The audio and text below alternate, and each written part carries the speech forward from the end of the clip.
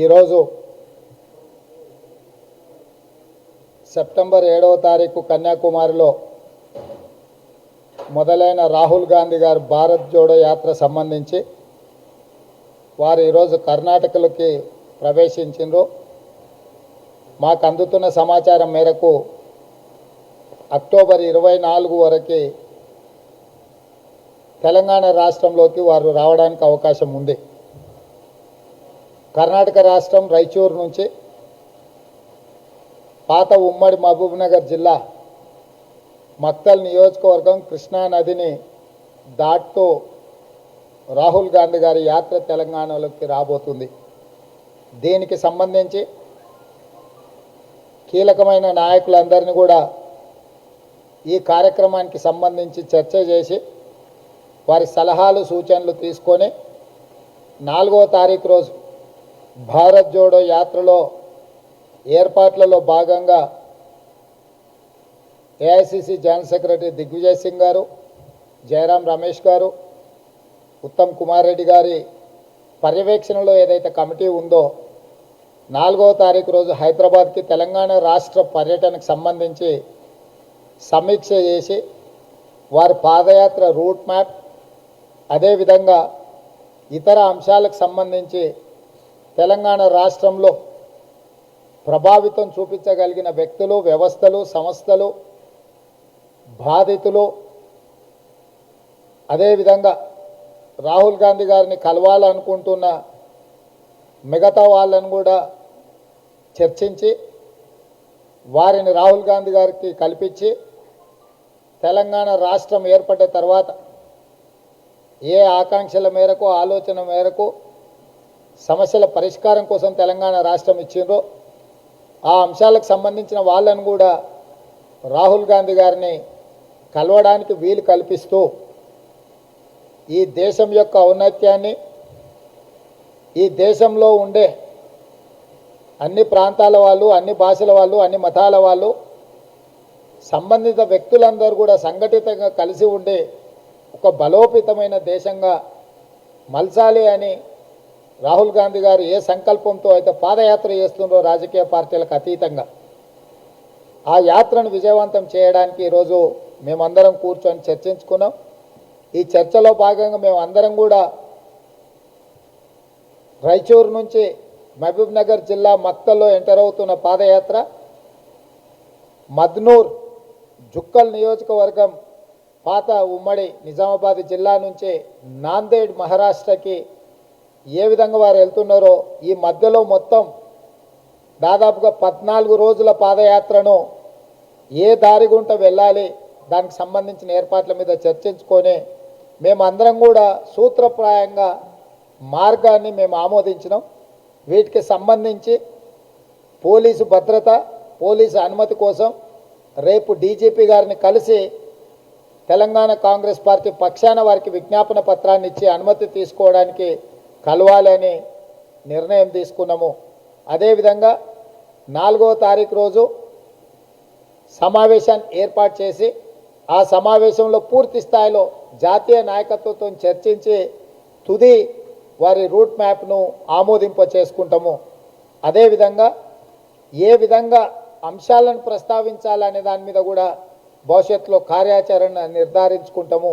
ఈ పాదయాత్రకు సంబంధించి వివిధ సబ్ కమిటీలు, అంటే స్టేట్ లెవెల్ కమిటీ ఒక ఆర్గనైజేషన్ ఎలాగూ ఉంటుంది పిసిసి నేతృత్వంలో, ఇంకా పర్ఫెక్ట్గా ఏమాత్రం లోపాలకు అవకాశం ఇవ్వకుండా అద్భుతంగా నిర్వహించడం కోసము ఈ పాదయాత్రలో ఎవరైతే దేశం మొత్తం రాహుల్ గాంధీ గారితో నడుస్తున్నారో వారితో పాటు స్థానికంగా కూడా వారితో నడవాలనుకుంటున్న వాళ్లకు వసతి సౌకర్యాలు కావచ్చు, అదేవిధంగా లాజిస్టిక్స్ అంటే నైట్ హాల్ట్ చేసినప్పుడు ఏర్పాట్లకు కావచ్చు, అదేవిధంగా మీడియా కోఆర్డినేషన్ కావచ్చు, కళా బృందాలు కళాకారులతో కలవడానికి అవసరమైన ఏర్పాట్లు కావచ్చు, సివిల్ సొసైటీస్కి సంబంధించిన వ్యక్తులను కల్పించడానికి కావచ్చు, ఇట్లా వివిధ పనులను విభజన చేసి ఒక్కొక్క ముఖ్యమైన నాయకుడికి ఆ బాధ్యతలను అప్పచెప్పి వారి కింద శ్రేణులను కూడా ఈ కార్యక్రమాలను చేయడానికి అవసరమైన చర్చలు చేసినాం.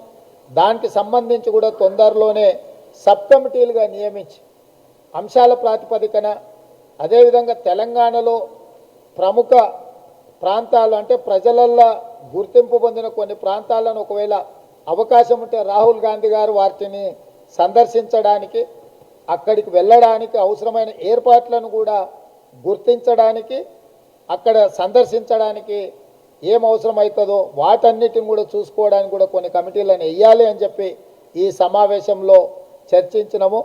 ఏది ఏమైనా మీడియా మిత్రులను మా విజ్ఞప్తి ఒక్కటే, భారత్ జోడో యాత్ర పరిమితమైన రాజకీయ ప్రయోజనం కోసం లేదా ఎన్నికలలో కాంగ్రెస్ పార్టీని గెలిపించడం కోసం చేస్తున్న యాత్ర కాదు. ఇది ఒక విశాల ప్రయోజనాల దృష్ట్యా ప్రమాదంలో ఉన్న ప్రజాస్వామ్యాన్ని ప్రమాదం వైపు వేగంగా నెట్టుతున్న శక్తుల యొక్క దుష్ట ఆలోచనలు ప్రజలకు చెప్పడానికి ఒక బృహత్తరమైన బాధ్యతను తీసుకొని రాహుల్ గాంధీ గారు ఈరోజు ఈ పాదయాత్రను చేపడుతున్నాడు. ఇందులో మీడియా పాత్ర అత్యంత కీలకం. కాబట్టి మీరు మీ వైపు నుంచి పాత్రికేయ మిత్రులనే కాకుండా మీ యాజమాన్యాలకు కూడా వ్యక్తిగతంగా పిసిసి అధ్యక్షుడిగా సిఎల్పి నాయకుడిగా మిగతా నాయకులందరం కూడా మీకు విజ్ఞప్తి చేస్తున్నాం. వ్యక్తిగతంగా మళ్ళీ మేము కలుస్తాం మీ యాజమాన్యాలను, మిమ్మల్ని కూడా ఈ కార్యక్రమంలో పూర్తిగా మీరు సహకరించాలి. దేశ ప్రయోజనాల దృష్ట్యా సామాజిక బాధ్యత దృష్ట్యా మీ వైపు నుంచి సంపూర్ణమైన సహకారాన్ని కాంగ్రెస్ పార్టీ ఆశిస్తుంది. పార్టీలకు అతీతంగా ఈ పాదయాత్రలో పాల్గొనాల్సిందిగా కూడా మేము పిలుస్తున్నాం.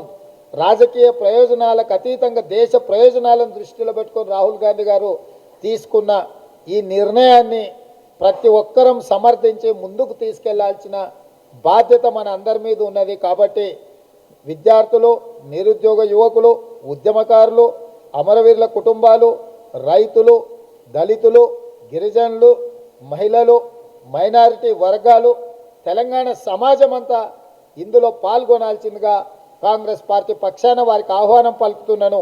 మీరు రాజకీయంగా కాంగ్రెస్ పార్టీతో ఉన్నా లేకపోయినా పర్వాలేదు, కానీ ఈ దేశం భద్రత దృష్ట్యా ఈ దేశంను ఒక బలమైన దేశంగా నిలబెట్టడానికి మీరందరూ కలిసి రావాల్సిందిగా కాంగ్రెస్ పార్టీ అధ్యక్షుడిగా నేను విజ్ఞప్తి చేస్తున్నా. మరొకసారి మీడియా మిత్రులకు మీ సహకారాన్ని ఆశిస్తున్నాం. తొందరలోనే మీ యాజమాన్యాలను కూడా కలుస్తాం.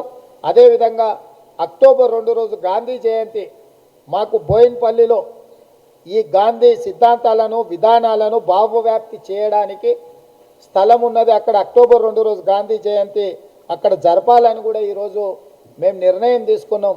మీడియా మిత్రులకు ఇదే ఆహ్వానం. బోయిన్పల్లిలో గాంధీ జయంతి అక్టోబర్ 2 నాడు ఉదయం 10 గంటలకు ఘనంగా జరపబడుతుంది. కాబట్టి మీరందరూ కూడా అక్కడ పాల్గొనాల్సిందిగా కోరుకుంటున్నాను.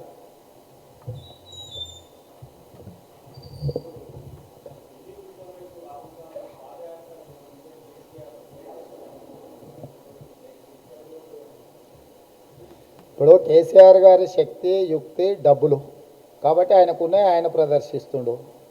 మాకున్న కమిట్మెంటు మేము ప్రదర్శిస్తున్నాం. మాకు ఆయనకు పోలిక లేదు, పొంతన లేదు. ఆయన ఇష్టం. ఆయన బంగాళాఖాతాన్ని కూడా కొనుక్కోవచ్చు, అందులో దూకొచ్చు. మాకు చేసేదేముంది అందులో. ధన్యవాదాలు.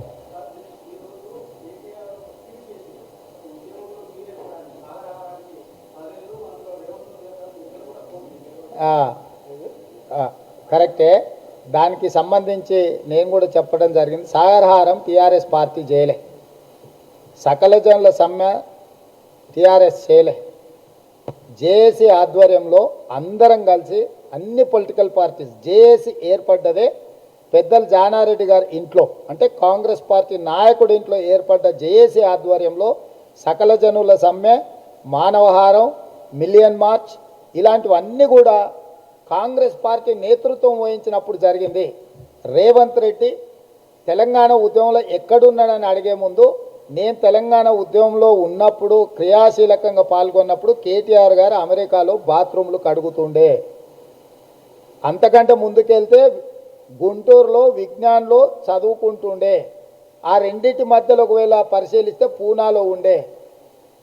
610 జీవో ప్రకారం కానీ లేకపోతే ముల్కీ నిబంధనల ప్రకారం ఏ నిబంధన తీసుకున్నా కేటీఆర్ గారికి తెలంగాణలో చప్రాసి ఉద్యోగానికి కూడా అర్హత లేదు.